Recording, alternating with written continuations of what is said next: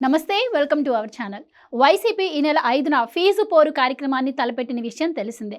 అయితే గడిచిన 5 ఏళ్లలో విచ్చలవిడిగా ఇష్టారీతిన లక్షల కోట్ల అప్పులు చేసిన జగన్ సర్కార్ దిగిపోయే నాటికి పెద్ద ఎత్తున పెండింగ్ బకాయిలు పెట్టి వెళ్ళింది. ఈ బకాయిలు కూటమి సర్కార్కు గుదిబండగా మారాయి. కానీ వైసీపీ అధినేత జగన్ గురివింద గింజ తన నలుపెరగదు అన్నట్లుగా ఇప్పుడు ఫీజు పోరు అంటూ కొత్త డ్రామాలకు తెరతీశారు.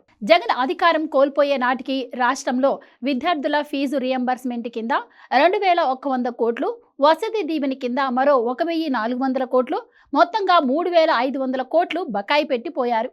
ఇక పోస్ట్ గ్రాడ్యుయేషన్ కోర్సులకు చెల్లించాల్సిన బకాయిలను 5 ఏళ్లు జగన్ ప్రభుత్వం ఇవ్వలేదు. ప్రైవేటు కళాశాలలో ఫీజుల చెల్లింపు పథకాన్ని 2020-21 నుంచే నిలిపివేసింది. అంతకుముందు అప్పటి వరకు ప్రవేశాలు పొందిన వారికి చెల్లించాల్సిన బకాయిలు 500 కోట్లకు పైగానే ఉన్నాయి.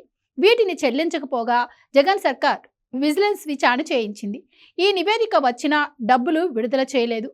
ఆ తర్వాత ఉన్నత విద్యా మండలి ద్వారా వన్ టైం సెటిల్మెంట్కు యాజమాన్యాలను సంప్రదించింది.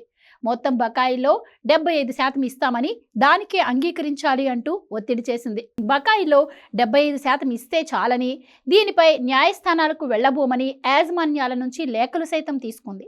ఇంత చేసి ఆ డబ్బులు ఇవ్వలేదు. ఈ బకాయిలు చెల్లించలేక కొందరు పిల్లలు ధృవపత్రాలను కాలేజీలోనే వదిలేశారు. ఉన్నత చదువులు, ఉద్యోగాల కోసం కొందరు ఫీజులు కట్టి సర్టిఫికెట్లు తీసుకున్నారు. అయినప్పటికీ కూటమి ప్రభుత్వం అధికారంలోకి వచ్చాక దాదాపు 700 కోట్ల ఫీజు రియంబర్స్మెంట్ బకాయిలను విడుదల చేసింది.